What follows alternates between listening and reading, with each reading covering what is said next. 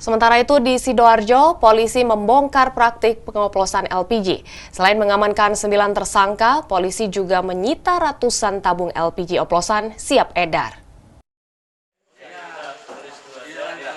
Rabu siang, polisi menggerebek tempat pengoplosan LPG di Desa Wilayot Sukodono, Sidoarjo.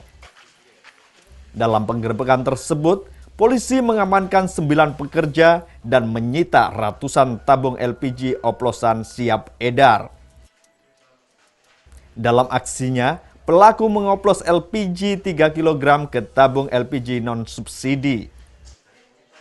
Hasil oplosan diedarkan ke sejumlah industri rumahan di Sidoarjo dan Mojokerto. Kegiatan ini sudah berlangsung kurang lebih selama 7 bulan dan hasil pemeriksaan kami bahwa mereka mendapatkan keuntungan kurang lebih 16 juta per harinya, di mana tersangkanya adalah pemilik dari kegiatan ini, pemilik gudang ini adalah AN beralamatkan Surabaya. Para tersangka akan dijerat Undang-Undang Migas dengan ancaman 4 tahun penjara atau denda maksimal 40 miliar rupiah.